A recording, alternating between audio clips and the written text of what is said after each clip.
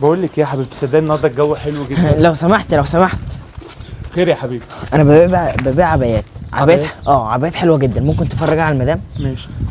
بقول لك يا حبيبتي، تعالي بصي كده شوفي العبايات دي. عبايات؟ وريني كده. اللون ده جميل قوي. دي بكام؟ هو انت بتبص لها كده ليه؟ انت مجنون يا ابني؟ هو انا مش واقف معاها؟ معلش يا استاذ، لو سمحت، هو انت عندك هو ابن اسمه احمد؟ احمد؟ لا، انا ما اعرفش حد بالاسم ده. معلش، اصل انت شبه ام واحد صاحبي اسمه احمد. خد كده يا حبيبي، خد. مش عايزين عبايات. هو انت لسه بتشوف ابنك؟ يلا يا نغم، يلا. نغم؟ طب اسم؟ طب شكله قلت ماشي، هيخلق مش شبه 40، لكن اسمها نغم؟ لا، لازم اعرف هي ساكنه فين واروح اشوفها.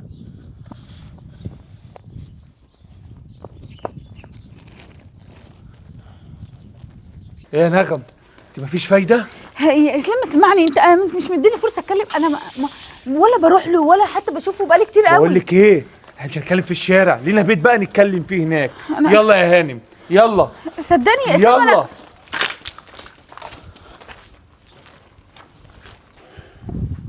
خد بقى يا سيدي، ها، بالريقك بشويه ليمون كده بالنعناع كده. ليه يا وفاء؟ الواد احمد فين؟ احمد يا حبيبي الله يكون في عونه. نزل يا ابني على اكل عيشه، ما انت عارف يفضل يلف طول النهار على كوب رجليه. يا وفاء، هي الفلوس اللي بيجيبها احمد دي فلوس يا وفاء؟ في ايه بس؟ يلف طول النهار وبيجي بالكام ملطوش اللي بيجيبهم دول. يا علي، هيعمل ايه العيل يعني؟ ما هو بيشتغل على قد جهده. ما كفايه بقى، كفايه ان امه سايباه من وهو عنده 4 شهور، واحنا مفهمينه ان هو امه مسافره. واحنا ما قصرناش في حقه يا وفاء، وربنا احسن تربيه. انت شفتيني قصرت معاه؟ لا يا اخويا ما قصرتش، خلاص حق ربنا ما قصرتش. يبقى آن الاوان بقى انه يعني يبدا هو بقى اللي يتعامل بقى يا وفاء، يجيب هو بقى. انا تعبت برضه يا وفاء، برضه ليا طاقه. هو اصلا مش مقصر، على قد جهده بيعمل. امال يعني مين اللي بيدفع الايجار ومين اللي بيساعد في البيت؟ يا وفاء الفلوس دي مش فلوسي اصلا، اللي قده بيجيبه يا وفاء، بيجيبوا فلوس يا وفاء، فلوس تعيش اهلهم في عز. ايوه يعني هيعمل ايه؟ هيشق الارض تطلع فلوس في ايه يا علي؟ يا وفاء ما اللي في سنه بيقول لك بيجيبوا فلوس حلوه قوي. منين؟ من الحرام؟ لا حرام، حرام ايه؟ حد جاب سيره حرام؟ طب امال ايه؟ هو لا مفيش الا الحرام؟ لا في حاجات تانية حلال بتجيب فلوس كتير يا وفاء. بس احنا اللي مخنا ضيق كده، ما اعرفش ليه مضايق نفسه هو وحاشر نفسه في شغلانه باي كلام. حاسس ان هو مرتاح فيها. سيبه بس بالله عليك يا يا علي، ستي ما ماسك تضغطش فيه. عليه. يا ستي ده يعتبر ابني، انا قلت لك لا؟ ده احنا اللي مربينه يا وفاء، قلت لك. أيوة. وما قصرتش في اي حاجه، وديكي شفت انا ما قصرتش في اي حاجه، وفرحت بيه والله وما قلتش لا. انت بقى تقولي امه بقى مسافره مش مسافره، ماليش فيه بصراحه الموضوع ده. انا بربي الواد وخلاص، بس مستني بقى منه ناتج يعني. هو ايه يا علي؟ هو لما حد بيربي ضناه بيستنى منه ناتج؟ انت لا. بتربيه لغايه لما تكبره وتبني له مستقبله وتجوزه. مفيش اب بيستنى من ضناه ناتج يا علي. مين اللي قال لك كده يا انت وفاء؟ اعتبرت ان احنا هو خلاص اللي كام أب؟ عيل يا وفاء؟ ما بيستنى منهم مناتج ويسندوه برضه، واحنا حالتنا زي ما انت شايفه يعني وهو الحمد لله. بصراحة بس مش يعني مقصر. مش هي. يا علي، يا علي، ده الواد بيجيب حاجات حلوه، ما بيبخلش، ما بيخزنش حتى في جيبه جنيه يا ابني. انا مش عارف اقول لك يا وفاء بصراحه، انت ما بتتكلمي تقولش. كلام غريب. بقول لك يا وفاء اوعي تتكلمي الكلام ده قدامه على فكره. ما بتكلمش قدامه، انا الكلام ما ده بيني تخليش الواد وبينك. جهله يقل. ابدا والله، بالعكس، ده هو بيقول لي ان هو عايز كمان يشتغل شغلانه فوق الشغلان. انا بقول له لا، حرام عليه. لا ليه يا وفاء ما يشتغل؟ ده لسه صغير وشاب ولسه في صحته، تقول له لا ليه؟ يعني انت العيل، هتجننيني يا وفاء. يا علي العيل ما ياخدش عيل ايه يا نفسه. وفاء؟ امال انا اخد انا اللي اعمل كده يعني يا وفاء في سني ده؟ هو حد قال لك اشتغل شغلانتين يا علي؟ الله، ما هو اللي يشتغل ايوه شغلانتين وثلاثه يا وفاء، في ايه يا وفاء؟ ده شاب ولسه صغير ولسه قدامه صحه وقدامه مستقبل. بتشجع على النوم يا وفاء بدل ما تحمسيه. انت عارف يعني ايه شاب يلف على كعوبه طول النهار ولا وشايل هتفرق مع شنطة الشاب يا وفاء، تفرق مع واحد زي حياتي في سني، انما الشاب ما بيحسش بالكلام ده يا وفاء، ده لسه عنده صحته ما شاء الله، يستغل نفسه بقى ويجيب يعمل نفسه قرش حتى. طب انت مش واخد بالك من حاجه؟ بقول لك ايه؟ طب بص لي كده، مش واخد بالك من حاجه؟ ده عمليه جديده؟ هو جابها لي، هو قال لي انا لقيتها حلوه ما رضيتش ابيعها. هو جاب لك وما جابلكيش وما جابليش انا يا وفاء. والله هعمل لك مفاجاه وانا ما كنتش راضيه اقول لك. عامل لك مفاجاه حلوه وجايب لك حاجات حلوه برضه. الحاجه الحلوه اللي بيلاقيها نظيفه ما بيرضاش يبيعها. طب بص يا وفاء، يخليها لنا احنا. وحيد الله لا اله الا الله محمد رسول الله. بص يا ستي بلاش عشان احنا يعود علينا من الناتج بتاعه ولا من خيره. لنفسه، يعمل لنفسه. هو مش محتاج شقه، مش محتاج عفش، مش محتاج يشبك، مش محتاج يتجوز. في ايه يا وفاء؟ انا اللي هشيل ده كله برضه؟ خلاص يا علي حاضر. ما ايده بايدي كده بقى. حاضر يا علي بس بالله عليك. اظن البني ادمين كلها بتعمل كده، طب ما بطلبش يعني المستحيل. بيجي يقول لك اشتغل شغلانه ثانيه، يا حبيبي اشتغل وماله، حمسيه يا وفاء للشغل، بتنيميه. بلاش انت تقول له طيب عشان ما ياخدهاش تقيله منك. بقول لك يا وفاء امشي معايا عشان لو ممكن مزاج. يلا اتكل على الله. والله العظيم ما انا غلطان ان انا عملته لك. امشي راجل فقر. وقعيها، كسريها يا وفاء، كسري الكنبه يا وفاء. ما انت مش هتدفعي حاجه من جيبك. الحمد لله، انا كده مشيت ورا وعرفت بيتها. اسمها نغم. اما طلع اشوف التليفون اشوفها هي شبه والدته ولا لا. هي فعلا شبه والدته بالظبط. ازاي مش هيكون والدتي؟ انا كده لازم اروح لخالتي وهي بقى تقول الحقيقه.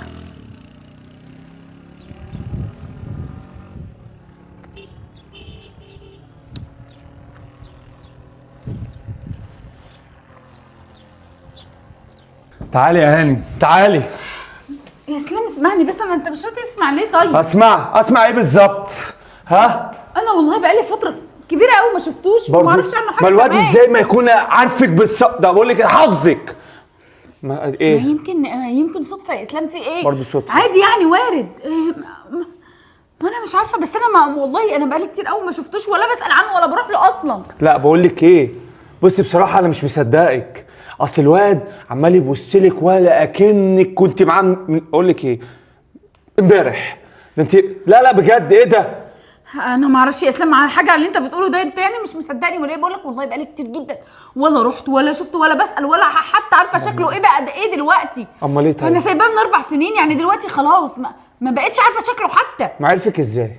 مين اللي عرفني؟ هو عرف منين ان ليكي ابن اسمه احمد؟ ما انا قلت لك يمكن صدفه يا اسلام، عادي يعني. عادي؟ لا بقول لك ايه، بصراحه انا زهقت اصلا وقرفت. هو انت ايه بالظبط؟ انت بتكدبي عليا؟ انا لو عرفت انك بتكدبي عليا اقسم بالله ما هسكت لك. لا ماشي؟ انا هكدب عليك ليه؟ وانا ايه اللي خلاني استحمل ده كله يعني؟ بقول لك ايه، انا خارج، انا قرفت منك اصلا. انا مش عارفه، ما عنده حق، بس انا خلاص دماغي هتفرتك. انا ما اعرفش عنه حاجه. ازاي يعني؟ هي كل ده في ايه يا اسلام؟ عمال ترن. خير؟ انت قلقتني. في ايه؟ كنت عايزك في موضوع بصراحه. موضوع ايه؟ خير؟ بقول لك ايه، صاحبتك دي بصراحه تعبتني وقرفتني في عيشتي. ليه؟ النغمة عملت لك ايه تاني؟ عملت ايه؟ انا حاسس ان هي بتشوف ابنها وبتصرف عليه، تمام، وكل شويه تروح له باين، وحاسس بتكذب عليا اصلا، بتعمل عليا حوار. هو انا انت مش عرفت ان هي بتشوف ابنها؟ مش ما حصل اصلا وانا ماشي، واحد شاب قال لها انت ليك ابن اسمه احمد. انا شكيت في الموضوع اصلا كله. بصراحة كده يا اسلام كنت عايزة احكي لك، بس قلت لاكون بوقع منكم. هي فعلا يا اخويا هي بتقابله، بس ما تقولهاش والنبي ان انا قلت لك حاجة، دي صاحبتي برضو. واقول لك على حاجة كمان، قولي. تصرف عليه، بتاخد من فلوسك وبتصرف عليه. انت بتتكلمي جد؟ ايوه، ما بتسألش نفسك فلوسك بتروح فين؟ صحيح، تصدقي عندك حق. على طول دايما بتطلب، وانا ما اعرفش الفلوس دي بتروح فين. تصدقي انت فعلا كلامك كله صح. انا ما كانش ينفع اقول لك الكلام ده خالص، لانها ايام كانت برضو صاحبتي. صعب عليا بجد، صعب عليا. وانا بصراحه بيني وبينك انا زهقت وقرفت وتعبت اصلا. بس انا بقول لك ايه يا اخويا، انا بفكر بصراحه اتجوز. تتجوز؟ اه. لا برضو دي نغم، دي صاحبتي وحبيبتي واختي، ما ينفعش يا اسلام، استهدى بالله لا كده. انا زهقت بجد. بقول لك ايه رايك نتجوز؟ نتجوز؟ طب بس برضو نغم صاحبتي. هي ملهاش، مش هتعرف حاجه. احنا هنتجوز وهي برضو على ذمتي، انا مش هطلقها. قلت ايه يا اسلام؟ يا آية؟ خلاص ماشي، موافقة يعني؟ موافقة. طب يلا بقى تعالى نروح نكتب الكتاب. خلاص ماشي يا اخويا، يلا. ماشي يلا. انا مش عارفه، بس اسلام معاه حق برضه. هو الواد ده عرف ازاي ان ابني اسمه احمد؟ ما هي صدفة غريبة برضو، مش معقول تبقى صدفة كده. ايوه بس انا متأكدة، انا متأكدة انه محدش يعرف عني حاجة. ده من هو عنده 4 سنين وانا سايباه. طب اعمل ايه دلوقتي؟ اروح لاختي واسألها؟ لا انا مش هروح. على الاقل يعني لما اسلام يسألني احلف بقلبي جامد وابقى صادقة، ما بقاش كدابة.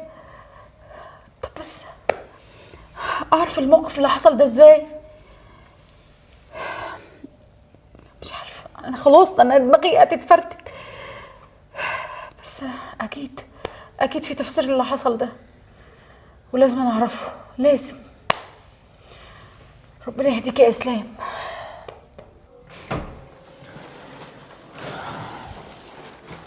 ايه الدنيا عملتي ايه؟ ما عملتش حاجات كلها يا عم. احمد بقول لك ايه، اقعد. بقول لك يا حبيبي، انت كده لازم تتحرك شويه كده وتحرك نفسك كده في البيئه، مش هينفع كده يا احمد. ما انا اعمل ايه؟ هي الشغلانه هي اللي متعبه. انا بفضل داير كده طول النهار. طول النهار تدوخ فين يا احمد؟ ما تغير الاماكن يا عم، وروح مكان تاني، اركب مواصلات في مكان تاني، وروح حته كده مواقف وحاجات زي كده. الشغل متعب قوي. ما هو لازم الشغل يبقى متعب، هو الشغل في حاجه شغل راحه؟ ماشي، ما انا بعمل برضو اللي عليا. بقول لك يا احمد من الاخر كده يا ابني، انا ربيتك وكبرتك ماشي، وعملت اللي علينا ناحيتك. انا بقى المفروض مستني منك بقى، مش هينفع كده يا ابني. انا المفروض انت تشد حيلك شويه كده وتجيب لي بقى. انا كده انا تعبت، وتشوف نفسك عشان تعمل لنفسك. حتى انت عملت فلوس ايه؟ يا علي اهدى عليه شويه. هات يا عم، هات ده ايه؟ عملت 600 جنيه النهارده. 600 بس يا عم احمد؟ ممدود فيهم تمن بضاعه يا عم احمد برضو. خلاص يا علي، ده رزق ربنا، واللي ربنا رزقه بيه جابه. انت بتقرفيني في كل كلامك كده، في ايه يا ست؟ هو انت هتقوم بتدافع كده وخلاص؟ ما قلت لك بعد كده ما تكلميش الكلام ده يا ست بقى. خلاص اهدى بس. بعد اذنك يا خالتي، انا كنت عايزك في كلمتين. خلاص يا اخويا، خليك هنا كلمها زي ما انت عاوز. خير يا حبيبي. احمد ما تزعلش من عمك علي، انت عارف ان هو بيحبك، بس هو لما الدنيا بتضيق بيه يا ابني يعني بيقعد يزعق ويهلل زي ما انت بتشوفه كده بالظبط. ماشي يا خالتي. في ايه يا والله حبيبي؟ انا كنت عايزك في حاجه. قول يابا معاك. امي فين؟ من الحق امك، ما انت عارف يا احمد ان امك مسافره من صغرك يا ابني. المهم خدها. مسافرة فين انا يا كنت خالتي؟ عاينه لك دي، خليها معاك عشان لو حبيت تجيب حاجه وانت بره. مش انا عارفه مهم ان انت دلوقتي يا اديت له اللي خالتي معاك فلوس كله. المهم امي فين؟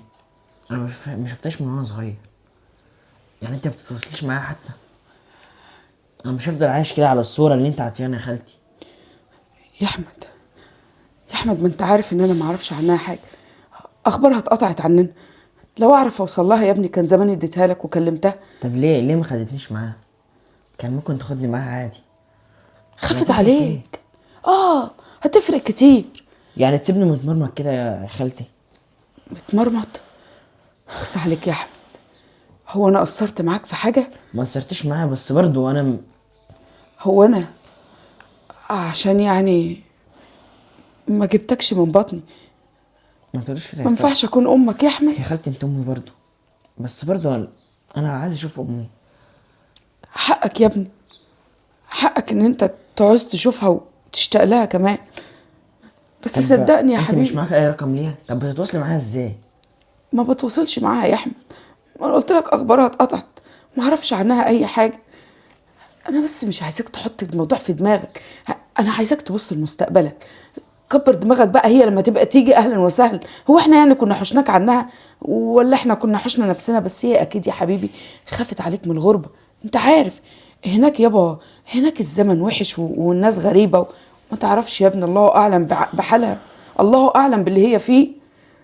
طب خدي خالتي الفلوس دي، انا مش محتاجها. لا خليها عشان خاطري، تجيب لك سندوتش ولا تجيب لك حاجه، انا عارفه ان انت بتلف على كعوب رجلك من غير ولا اي بقول لك يا احمد، لو انت مش محتاج الفلوس دي علي ده بتاعته هو، ده بتاع القسط بتاعت الهدوم. طب هشوفها مثلا. لا بتاع القسط بتاع الهدوم، اهدي اعصابك. بتاع الهدوم يا علي. انت مش محتاجها يا ابني، خلاص مش مشكله.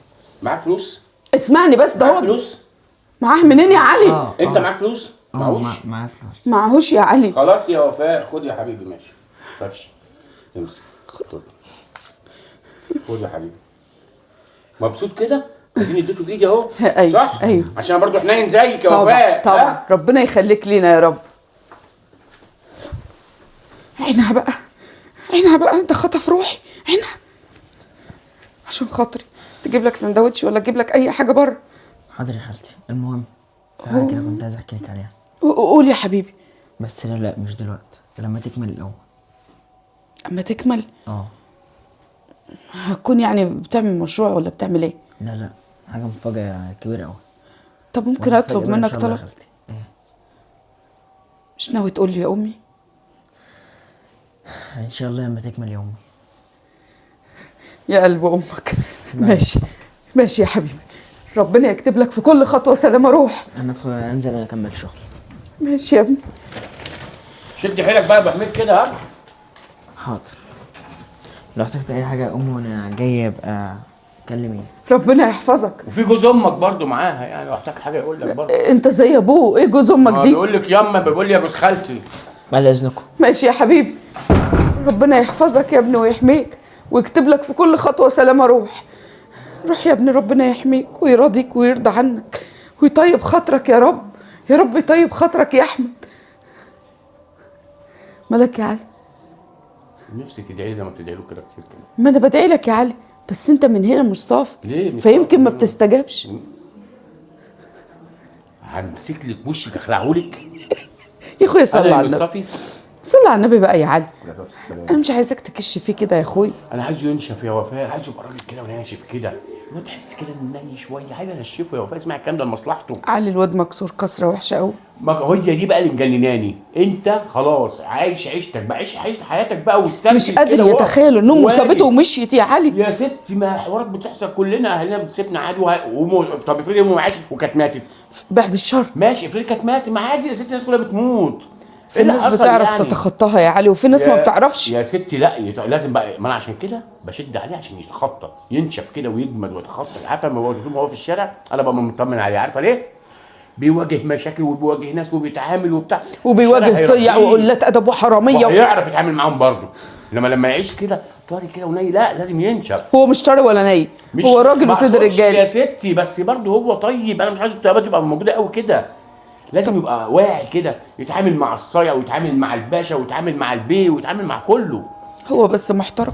انا يا ستي ماشي، ما حد قال لا، ما هو المحترم برضه بيعرف يتعامل مع الناس. يا علي ما تنساش ان امه ما راحتش وهو عارف ان هي ما راحتش، عشان كده الوجع هنا. هو كان بيقول لك ايه بقى؟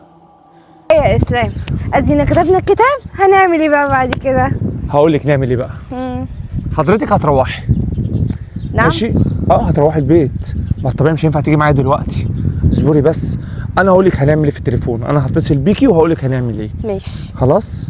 تمام ماشي. بس انا بجد مبسوط ان احنا كتبنا الكتاب واتجوزنا بقى. وانا كمان. ماشي يا قلبي. خلاص ماشي. يلا، عايزه حاجه؟ عايزه سلامتك، ما تتاخرش. لا على طول. يا حبيبتي يا نغم، هتعملي ايه بقى؟ اكيد الفرحه مش هتسيعك لما اقولك ان انا اتجوزت اسلام، بس انتي برضو صاحبتي وانا عارفه ان اسلام عمره ما هيقولك، وانا ما بخبيش على صاحبتي حاجه. لازم اعرفك ان انا اتجوزت جوزك. اكيد انتي الفرحه مش هتسيعك يا روحي. يا نغم. ايوه خدي هنا. اسلام، انت جيت؟ الحمد لله على السلامه. الله يسلمك.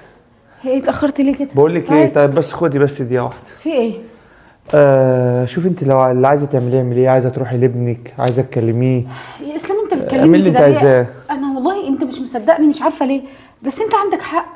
يعني انا لما قعدت افكر قلت يعني مش معقول تبقى صدفه الولد ده عارف ان عندي ابن واسمه احمد وشبه عليا. الموضوع غريب، بس انا عايزاك تفهمني وتصدقني.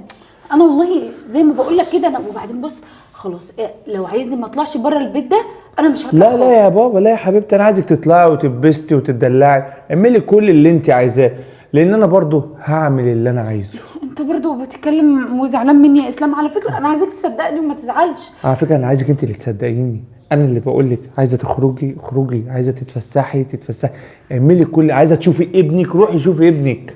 تمام؟ لان انا كمان هعمل اللي انا عايزه، لان انا تعبت خلاص. بعد اذنك انا هطلع انام عشان تعبان. انا مش فاهمه حاجه. ماشي؟ يلا تصبح على خير. هو في ايه؟ هو بيكلمني ليه كده؟ انا عملت اللي هو عايزه وسمعت كلامه. مش فاهمه، انا مش فاهمه اي حاجه. كلامه مش مفهوم خالص يعني. هو ناوي على ايه ولا بيفكر في ايه؟ وبعدين بقى في الموضوع اللي مش هيخلص ده، ربنا يستر. انا كده عرفت العنوان بتاع بيتها، لازم أنا اروح لها ايوه هناك واقول لها واعرفها ان هي امي. طب ما هي برضه اللي في الصوره دي شبهها بالظبط، وامي اسمها نغم وهي برضه اسمها نغم. لازم أنا اروح لها البيت. يلا اديني دلوقتي اتجوزت اسلام، لازم اقولك يا نغم باي طريقه، ما لازم اخد الصدمه. اتصل بيها اقول لها لا غلطانه يا ايه، لازم تروحي لها وتقولي لها في وشها عشان تشوفيها كده وهي مصدومه، تشوفي ملامح الصدمه. قعدت تقول لي مفيش حد هيتجوزك، مفيش حد هيقبل بيكي، واديني اهو اتجوزت. واتجوزت مين كمان؟ جوزها. يلا بقى تعيشي وتاخدي منها يا نغوم. ايوه حاضر. ايوه ايه ده؟ هو انت عايز ايه؟ انا كنت عايز اقول لك على حاجه كده. انت اللي عايز تقولي على حاجه؟ ده انا اللي عايزه اقول لك على حاجات كتير. تعالى اتفضل، تعالى، انا عايزه اسالك على حاجات كتير قوي. تعالى اتفضل. انت تعرفني منين ولا شفتني فين؟ وتعرف منين ان انا ليا ابن اسمه احمد؟ كنت عايز بس انت عندك فعلا ان ابن اسمه احمد؟ ايوه بس انا احمد انا ما شفتوش بقالي كتير ومحدش يعرف الموضوع ده. انت عرفت منين؟ ده احمد ده صاحبي، كان بيحكي لي عنك كتير قوي، ان هو كان نفسه يشوفك، كان نفسه يسمع صوتك. طب ماشي، اذا كان هو نفسه ما يعرفش شكلي او ما شافنيش بقاله كتير وما يعرفنيش، انت عرفتني ازاي؟ انا هوريك دلوقتي حاجه. انت اللي في الصوره دي صح؟ ايوه. يا ايه ده؟ انت ازاي صورتي انا على تليفونك؟ جبتها منين؟ ما هو احمد ابنك اللي هو صاحبي بيقول لي على كل حاجه، قال لي عن كل حاجه عنك، بيقعد يحكي لي عنك كتير قوي. ايوه يعني انت عرفتني من الصوره اللي معاك دي؟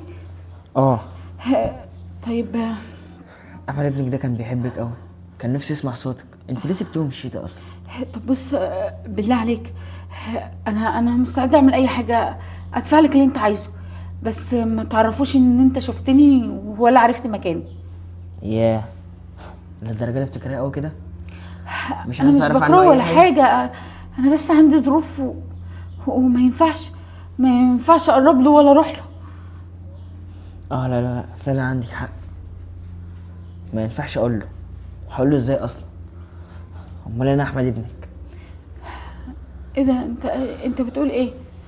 انت احمد؟ انت فعلا ما تستاهليش انك تكوني امي. استنى بس يا احمد. انا امي اللي بجد، اللي هي خالتي مش انتي. استنى طيب، اسمعني يا احمد. استنى ايه؟ انا والله انا مش بكرهك ولا حاجه، انا امك يا ابني وانا بحبك وكل حاجه، وحتى كمان عايزاك تيجي وتعيش معايا هنا. اذا كان انت لسه قايله دلوقتي انك هتديني فلوس عشان ما تشوفش احمد ابنك. معلش انا هفهمك انا خلاص بعدين. انا همشي من غير ما تديني فلوس اصلا، مش هخليكي تشوفيني تاني. طب اصبر بس، اسمعني يا ابني. انا امي اللي هي خالتي مش انتي، انا كان نفسي اشوفك من وانا صغير. انا قلت ايه ولا عملت يا احمد؟ ايه ده؟ انا ايه اللي عملته ده؟ هي ابن احمد بقى كده؟ ده بقى راجل؟ ازاي انا قلبي جابني؟ ازاي انا كنت قاسيه كده؟ بقى ابني اللي بيدور عليا، وانا حتى ما بحاولش اسال عليه سؤال. ازاي؟ قلب ام ايه بس وبتاع ايه؟ هي في ام بتعمل كده؟ لا انا مش هسكت، انا هقول لاسلام وهروح له لو هيعمل ايه، حتى لو رحت ومش جايه تاني. يا اسلام، اسلام ايه؟ ولا اسلام ولا اي حد. انا محدش هيمنعني عن ابني تاني. لا، انا لازم اروح لاختي واروح له واخده في حضني واتاسف له واقول له ان انا ندمانه على كل دقيقه وكل ثانيه، كل ثانيه كان بعيد عني فيها. انا ازاي عملت كده؟ ازاي؟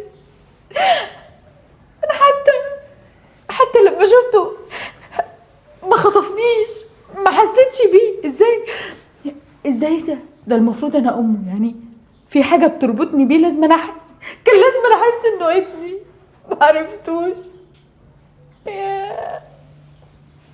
يا على قلبك القاسي يا نغم، ابنك كان قدامك وما عرفتوش. ابني انا مش هسيبه، لا. ايه ده؟ ايه؟ انا عايزاكي تفرحي لي. ده انا اللي عايزاكي تفرحي لي يا نغم، عندي ليكي خبر تحفه. اسمعي، انا اللي عندي خبر. تعالي بس، عايزاكي انت يا بنتي رايحه اسمعيني، فين؟ انا لقيت احمد ابني وهروح اجيبه وهيعيش معايا هنا وخلاص بقى. مش هبعد عنه تاني ومش هتعب تاني.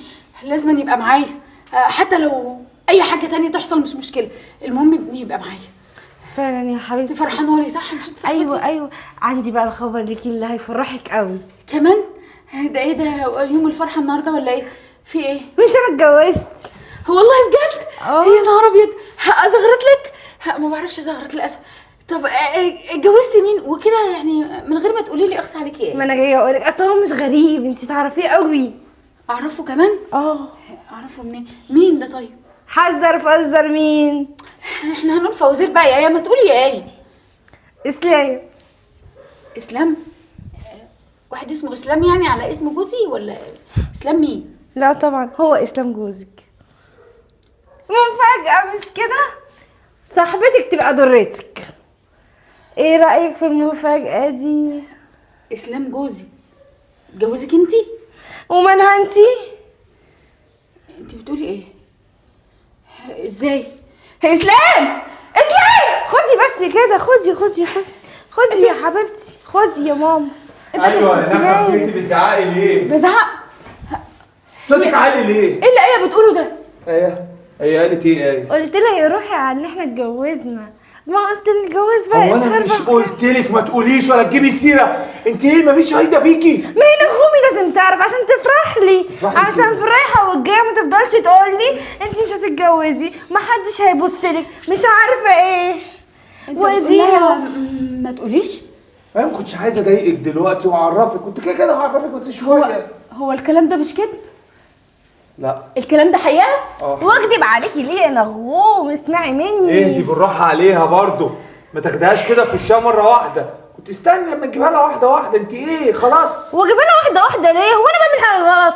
احنا اتجوزنا على سنه الله ورسوله، ويا ستي عادي انا موافقه اني اعيش معاكي. لا والله كتر خيرك، هتعيش معاكي. شفتي؟ والله بجد؟ لا والله معلش كتر خيركم. بس بصراحه نغم كده بامانه يعني الفتره الاخيره متغيره، وبعد ما عرفتي كمان انك بتروحي لابنك وبتشوفيه وبتديله فلوس اللي انا بديها لك، فكان لازم اعمل كده. بصي يا نغوم، وانا بصراحه يا حبيبتي عشان نبقى متفقين، انا اخترت اسلام بالذات علشان ايه؟ تبطلي كل شويه في رايحه وجايه تقولي ايه محدش هيبص لك، محدش هياخدك. عايزين اللي يبص لي يا حبيبتي جوزك. بصراحه ما لقيتش غير العروسه المناسبه، هي صاحبتك. علشان اقرب واحده ليكي يا روحي، علشان ايه؟ ما يجيبلكيش ضره غريبه بقى وكده، لا تبقى انا حبيبتي. على الاقل فاهمين بعض وصحاب، دماغكوا دماغ واحده. لا انا مش دماغ واحده. ايه دماغ ايه؟ عليكي يا روحي. ايه مالك ساكته ليه؟ من الصدمه دي، من الفرحه يا حبيبي. لا صح، انت صح، انتوا فعلا اكيد انت فرحانه لايقين على بعض قوي بجد، يعني هي دي العروسه المناسبه فعلا. خديه يا حبيبتي، وخدي كمان البيت وتهنوا مع بعض قوي. ما تقعدي معانا فعلاً يا نغوم، انتوا شبه بعض. وفعلا يعني ايه، كل زير كده بيدور على غطاوه بالظبط. هو الزير وانت الغطا. مش عايزين غلط. ايوه كلمي بأدب. بالظبط. ايه؟ معلش. افرحي لنا بقى، ما تبقيش وحشه ما قوي انا كده. هفرح يا حبيبتي، ما انا هفرح. هتعيشي معززة مكرمة في البيت، ما تقلقيش، بيتك برضو انتوا الاتنين مع بعض، ما تخافيش. وهنطبخ ونخرج ونعمل كل اللي احنا عايزينه سوا. ممكن بقى تركني على جنب كده وما اسمعش صوتك؟ ليه نجوم؟ ده انت حبيبتي. اسمعي بقى. ايه كفاية ايه؟ بتزعلي وانت كفاية، ساكت. سيبيها بس، هي متضايقة. متضايقه، متضايقه، اصل هو داس على صباعي بالغلط فانا متضايقه. اسلام، نعم.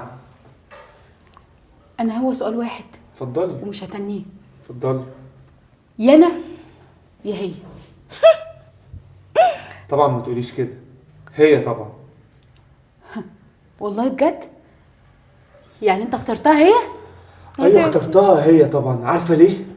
ها؟ عشان ما تكدبتش عليا. ها؟ مش تروح من ورايا واعيدها لك تاني وتالت وعاشر. تروحي لابنك من ورايا، تمام؟ وتديله فلوس.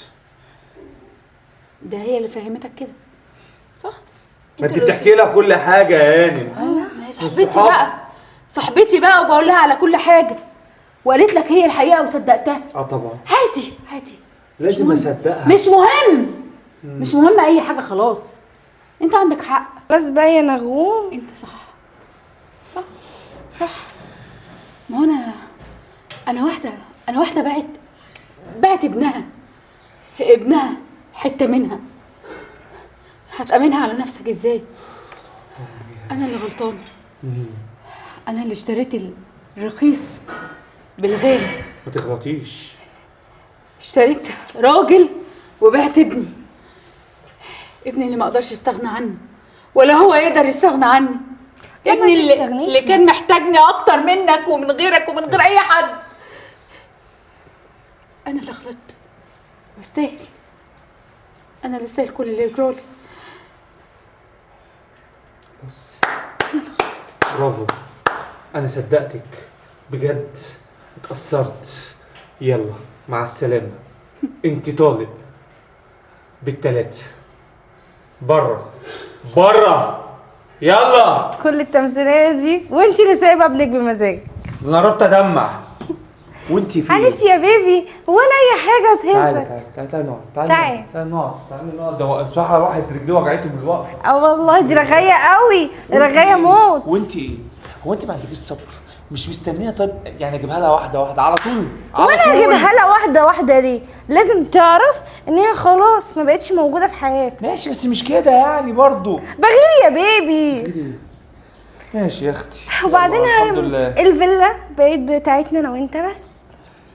يلا بدل ما كانت ساعه بصراحه بيني 3. وبينك بصراحه انا كنت شاكك فيها اصلا في الحوار ده كله، وانت اصلا اكدت لي الموضوع بعد ما قابلتها بره، والولد اللي هو اللي بيبيع ده في حاجات كتير قوي انت ما مش تعرفوش. عايز اعرف حاجه بقى، خلينا نتبسط بقى ونفرح بقى، بلاش نكد وقرف بقى. عندك حق. نطلب اكل من بره؟ لا ناكل من بره ليه؟ ليه؟ ما انا لسه عروسه جديده بقى وكده. ماشي يا ستي.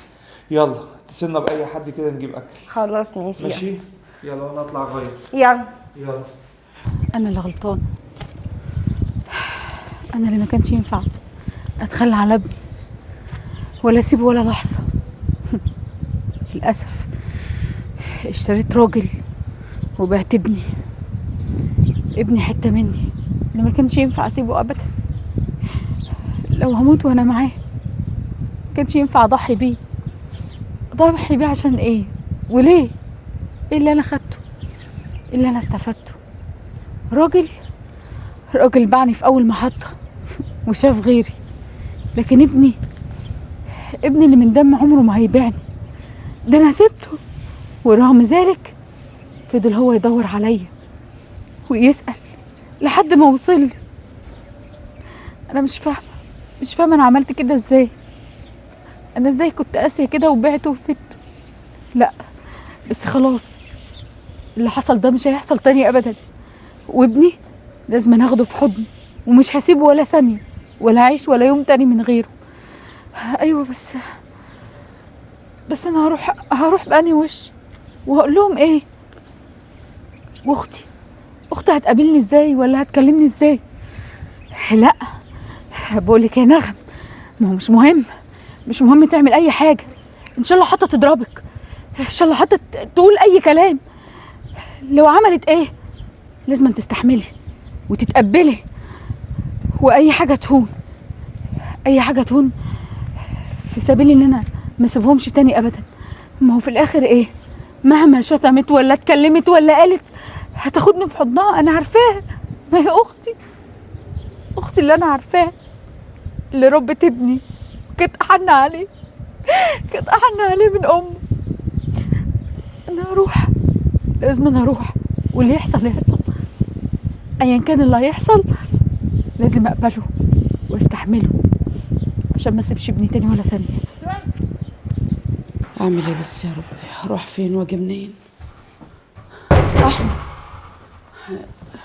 خالتي، كنت عايز اسالك كده على حاجه. اسالني يا حبيبي. هي ماما مسافره انهي دوله؟ الدولة؟ هي قالت لك انك تكدبي عليا يا خالتي. اكذب؟ اه. اكذب ليه بس يا احمد؟ لا بس انا بس نسيت اسم الدولة اللي هي مسافرة فيها. نسيتيها. خالتي انا قابلت امي. ايه؟ زي ما بقولك قابلتها؟ كده. اه قول يا قابلتها. حبيبي، قابلت امك؟ استنى بس يا علي. اصبري تعال. اصبري. تعالى يا احمد ناحية دي. امال فين هي؟ اصبر بقى عشان كده. امك يا حبيبي اقول لك انا بقى مش مسافره ولا حاجه، هي جابتك وانت عندك 4 شهور، قالت لنا خد الواد ده يا علي. وكل شهر، ما خلاص بقول لك شافها، هنقعد نكذب، وكل شهر هبعت لكم ايه كده حق تربيته يعني وكده. ومن هنا يا اخويا ما شفناهاش ولا راحت ولا جت من ساعه ما قابلتك. شفتها فين بقى؟ قول لي فين مكانها. انت ليه ما عرفتنيش بحاجه زي كده يا عم من الاول؟ يا عم مش عايزين بقى نشيلك من امك، وبعدين ما قصرناش معاك يا عم احمد في حاجه، قصرنا معاك في حاجه؟ لا. طيب فين بقى امك؟ شفتها فين؟ شفتها متجوزه. ماشي، فين رحت لها بقى؟ عند البيت. اه قابلتها. يا علي جوزها هو اللي حكم عليها بكده. جوزها هو اللي حكم عليها ان هي ما تاخدش ابنها تربيه. طب يا ستي ماشي، انت عارفه قابلتيها يعني شفتيها؟ انت ليه يا خالتي تكدبي عليا؟ كلمتي معاها؟ انت لو كنت قلت لي اهون من انك تكدبي عليا يا خالتي. ما كانش ينفع يا احمد، ما كانش ينفع اكسرك يا ابني واقول لك ان اللي شالتك في بطنها 9 شهور وجابتك رمتك عشان خاطر يا احمد سامحها، هي برضو معذوره. ده انا رحت لها البيت ما كانش تعرفني. ما كانش تعرف عرفتكش. شكلي. هتعرفوا ازاي 4 شهور يا وفاء لحمه حمراء؟ هتعرفوا هي- مين دلوقتي وعنده 16 17 سنه؟ ما هي شافته وهو عنده 4 سنين، بس هي- انا ما قلتلكش ولا قلت له. انت قابلتيها؟ ايوه، كانت اخر مره قابلتها فيه. كنت بحاول اوديهولها عشان خاطر هو كان طول الوقت بيقول عايز اكلم امي، فخدته ووديتهولها. تخيل يا خالتي حتى ما جتش ورايا دلوقتي، ولا جت حتى تسأل عليا ولا تطمن عليا.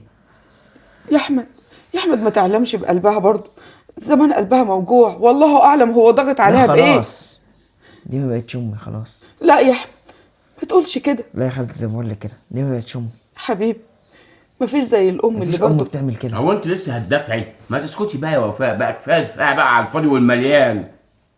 لا ساتر يا رب، ما انت قلت 4 سنين وخدتيه وبرضه ما ايه يا وفاء في ايه؟ مفيش ام بتعمل الواد مع كلامه ابنها كده. صح على فكره. احمد هو انا برضو ليه حاسه طول الوقت ان انا مقصره في حقك يا ابني؟ مش حكايه مقصره في حق يا خالتي، بس برضه الواحد ليه ام المفروض يكون معاه جنبه. انت ما قصرتيش معايا، بالعكس وقفتي معايا وعم علي بقول لك وقف ايه، معايا. طب احكي لي كده بالظبط الموقف اللي حصل بينكم ايه؟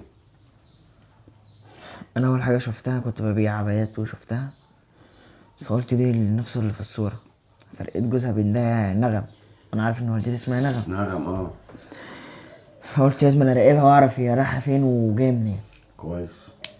فعرفت بيتها. حلو ده. رحت لها هناك، قلت لها انت عندك ابن اسمه احمد؟ قالت لي لا. في الاول قالت لي لا، ليه بس يا نغم؟ بعد كده لما رحت لها تاني البيت قالت لي انا عايز اعرف انت عرفته ازاي. قلت لها ده صاحبي احمد، ابنك ده يبقى صاحبي وبيحكي لي عنك. اهو يعني انت ضحكت عليها. إيه طب هتعرفك بقى ازاي؟ ما المشكله ان قالت لي طب خلاص انا هديك فلوس وما تقوليش انك قابلتني. ايه؟ فقلت بلعت لها لسانك؟ للدرجه دي بتكرهيه؟ قلت لها لا ما تقلقيش خلاص انا مش هقول له، انا احمد اصلا ابنك. قلت لي احمد واتصدمت كانت هتعيط، مش عارفه تعيط ليه دي. ما تظلمهاش يا احمد. هي بالنسبه لي من النهارده هي مش امي. لا. العنوان بتاع اللي انت شفتها فيه ايه؟ ايه ده بس يا علي؟ احكي لي بس، قولي العنوان فين؟ يا علي انت عايز إيه؟ انت مالكش دعوه بالحوار ده اصلا. في نص البلد. يعني ايه ماليش دعوه؟ خلاص احمد ابننا وهو عرف طريقه، صح يا احمد؟ خلاص يا خالتي، والله طالما هي مش عايزه تشوفنا يبقى انا برضو هتقل عليكي ليه؟ ايه؟ انا همشي بره البيت خالص. انت عايز ايه؟ انت عارف انت بالنسبه لي ايه؟ انت بالنسبه لي وابني وعمري كله، اخصى عليك. خالتي خليها ام سابتني ومشت، انت اللي هتستحمليني. الام اللي ربت مش اللي خلفت. ما تقولش الكلمه دي تاني. 16 و17 سنه انا ما عنديش اغلى منك، اخصى عليك. تيجي تقول هنتحمل لك ليه؟ بدل ما تقول انا بقى سندكم في الدنيا، بدل ما تقول ان انا معاكم مش هسيبكم العمر كله، وانت عارف احنا متعلقين بك قد انت ايه. عاوز تسيبنا وتمشي؟ خلاص يا ابني هتسيبنا وتمشي، بس مش تطلع بره البيت، تطلع بره البلد خالص. لا ما ده اللي هيحصل. ابني، لا يا احمد، احمد انت مش ابن اختي، انت ابني عشان خاطري. خالتي ده هو المفروض اللي يحصل يا خالتي. لا عشان خاطر ربنا، مش هو ده المفروض اللي يحصل، وده مش عدل ربنا. لا ده مش عدل ربنا. هتروح بلد ايه بقى؟ عم انا علي انت ليه بلد كده؟ هتلاقي خالد تعمل معاك كده، هتلاقي ام تعمل معاك كده، بلاش دلع. لو طلعت بره هنا هتلاقي ام تعمل معاك كده. مش هلاقي، بس ده المفروض اللي يحصل يعني. المفروض ليه؟ ليه المفروض؟ انا امك وده ابوك وانت عايش اهو، ما تعيش زي ما عايش، فين المشكله؟ عندك مشكله في حاجه معانا؟ في مشكله بينا؟ المشكله في امي. امك هتخليني العنها لك ليه؟ ما خلاص بقى، ما انت اكتشفتها وعرفتها، خلاص ست وحشه وخلاص منها لله. مين بقى امك؟ بامانه بسالك انا بقى، واحد شخص بيسالك. خالتي. ايه امك اهي. يبقى انت زعلان من دي في حاجه؟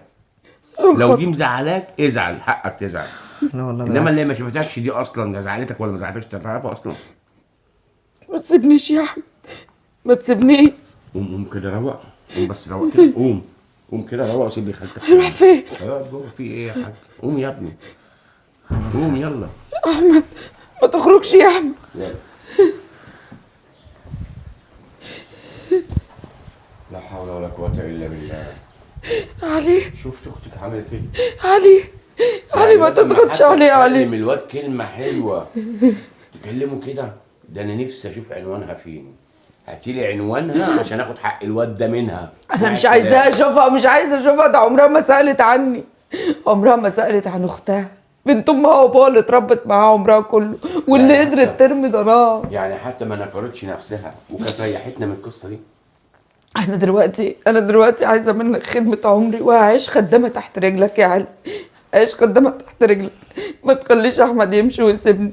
يمشي فين؟ أنا ما أقدرش أبعد عن أحمد. أحمد يعني برضه، وأنا هسيبه يمشي؟ أنت بتهزري؟ احمد انا مش خالته، انا امه يا احمد، انا امه يا علي، انا امه عشان خاطر يا ربنا. ستي ما أنا برضه مش جوز خالته. عشان خاطري انت بتحبه، انا عارفه ان انت بتحبه، حتى لو انت قسيت عليه في كلمتين، بس انا عارفه ان انت بتحبه. لو ما بتحبوش كان زمانك رميته يا علي. أكيد طبعا بحبه. طيب يبقى ما تخلوش يفرق حضني عشان خاطري. في يا وفاء حد قال لك انا همشيه؟ ما هو عايز يمشي، انت ما تساعدوش على كده. اساعده في ايه؟ وفاء انا بتريق على كلامه وبقول له سيب البلد خالص، وهو معاه باسبور ولا معاه جواز سفر؟ ما هو بيقول لك ايه، ولازم اطلع بره البلد، يمكن يكون مثلا وزع حد من اصحابه ولا اتكلم في اي حاجه معاهم. الواد بقاله كام يوم مش مظبوط. ما هي وفاء لازم اوقفه قدام النقطه اللي هو بيطلبها عشان يعرف انها صعبه ومستحيل هتحصل، لازم اوقفه قدامها. وبعد كده قلت له اهو هتلاقي امه زي دي. في ايه يا وفاء؟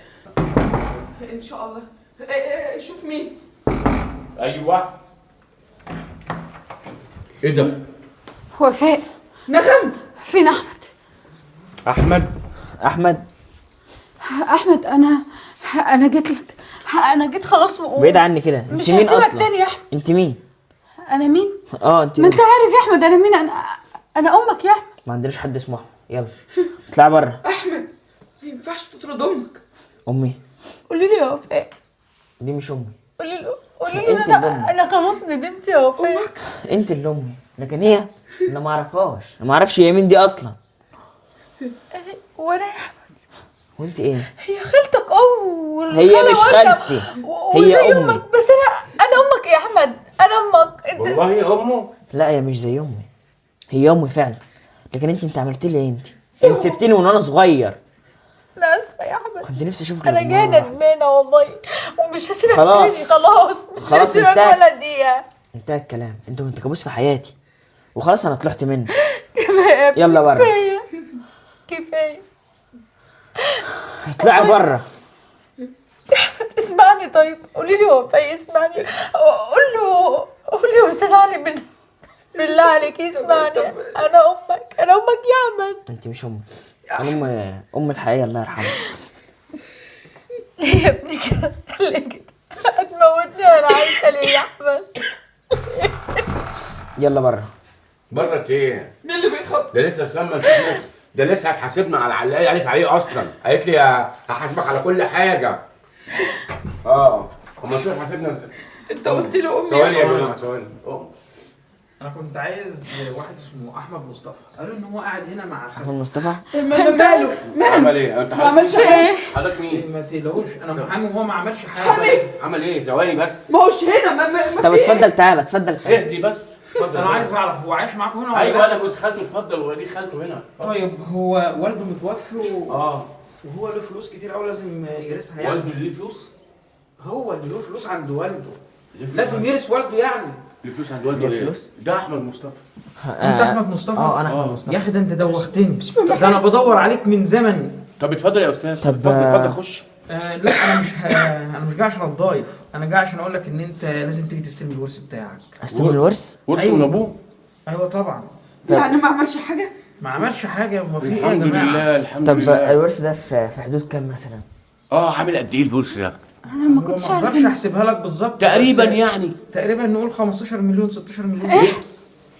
يا جماعه ده فيه اراضي كمان انا ما قيمتهاش لسه صح؟ طبعا ما اقدرش اعمل حصر لده. الله اكبر الله اكبر. انا بدور عليك من زمان قوي عشان سبحانك يا تاخد رب. حقك. لحد شفت ما يا احمد؟ وصلت ليه. شفت انا وشي حلو عليك ازاي؟ يلا يا حبيبي. وشك حلو؟ مين دي؟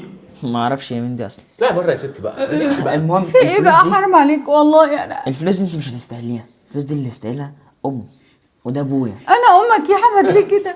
حبيبي يا ليه كده أحمد. يا ابني؟ ابوك مين يا ابني؟ ابوك مين؟ ابوك متوفي. انا زي ابوه يعني، جوز خالته اللي مربيه يعني. يا عم الحاج هو- ما خليك محضر خير بقى يا استاذ. هو انا الفلوس دي ينفع اديها لامي وبابا؟ اديها اللي انت عايزه، اهم حاجه انك تيجي تستلمها الاول. انا مش عايزه خلاص حاجه ماشي. منك. انا اهم حاجه ان سمعت كلمه امي منك يا احمد. احنا نروح نعيش في احسن بيت واحسن فيلا بالفلوس دي. وانا امك معانا. دي مش امي، دي انا ما اعرفش هي مين دي اصلا. دي اللي سابتني من وانا صغير. انت عندك حق. بص وفين يا يا ست انت اللي كل شهر هنبعت لكم فين رحتوا وقعدتوا عدوا لي ولا شفنا خلقتك؟ وجاي دلوقتي انا امك يا احمد وحبيبي يا احمد. يا ست اتكل على الله بقى عن حياتنا بقى، بعد ما كنا مرتاحين من غيرك اصلا. طيب ممكن تيجي معايا المكتب عشان طيب الإجراء. هاجي معاك المكتب. انت لو دخلتها البيت انا مش هدخل البيت، فانت لو تختارين اللي انا لا الدرجه دي يا احمد؟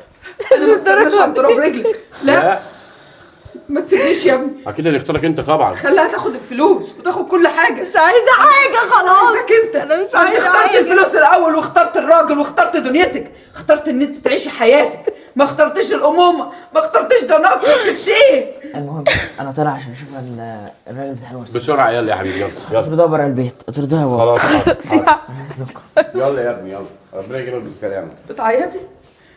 بتعيطي يا نغم؟ جايه تاخدي حق مش حقك، وانا اللي طول الوقت عماله اقول لك ابنك عادي يا احمد، روح مع امك. والكلمه دي سكينه بتغرس جوايا. ما تعرفي ايه عن ابنك؟ ها؟ جايه تاكل تعرفي على بيحب الجاهز ايه؟ يا وفاء. جايه تاكل على بيلبس الجاهز. ايه؟ بياكل ايه؟ اكتر اكله بيحبها هي ايه يا نغم؟ بينام امتى؟ ما اعرفش. بيحب يتكلم ازاي يا نغم؟ اكتر حاجه بيحب يسمعها ويضحك عليها هي ايه يا نغم؟ اللي يفرحه واللي يزعله يا نغم. انا اللي عشت السنين دي كلها اربي واكبر واسهر يا نغم. ها؟ سهرتي وهو تعبان وسخن جنبه عشان خاطر تمرضيه يا نغم؟ عملتي ايه يا نغم عشان تكوني ام؟ الام دي حاجه كبيره قوي، اللي زيك ما يعرفهاش. وانا دلوقتي ما رضيتش اعملها قدامه، لكن دلوقتي بقول لك اطلعي بره. انا عايزه ابني احمد، ابني انا. جايه بعد ما عشت حياتك تاخديه على الجاهز؟ يلا يا ست العيال عند دماغنا بقى، يلا اتكلي على انت اصلا زيك ما حدش يبص في وشك اصلا. ان كان على فلوسه شكلك كده هبقى ابعت لك شويه فلوس تعيشي منهم، ما هي دي اللي اخترتيها، ما اخترتيش ابنك. بره، مش عايزة بقول لك بره. عندهم حق، كل اللي عملوه معايا شوية على اللي أنا عملته، كان لازم أن يحصل معايا كده. أنا اللي فعلا بعت ابني، بعت الغالي اللي غلب الرخيص. أنا ابني يقول لي إن أنا مت، وهو عنده حق. أنا كنت فين طول عمري؟ أنا كنت ميتة بالنسبة له، مش موجودة. حتى لما جالي برجلي لحد عندي وقال لي بدل ما اخده في حضني واسأل واقول هو فين واتلهف عليه. كان اختبار صعب وسقطت فيه. كنت بتنكر من ابني واقول له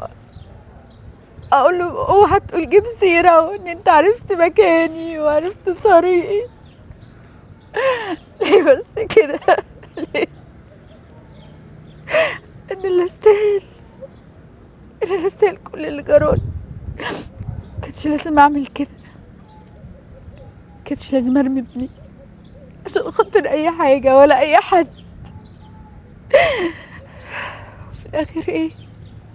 خسرت كل حاجه خسرتها. حتى صورتي الحلوة اللي كانت خالته دايما بترسمها لي عنده، أنا اللي شويتها بإيدي. أنا اللي عرفته الحقيقة،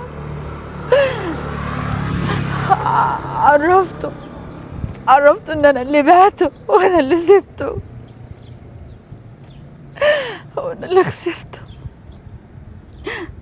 هي دي النهاية، صح؟ دي نهاية أي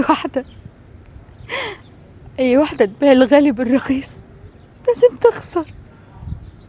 لازم تخسر كل حاجة.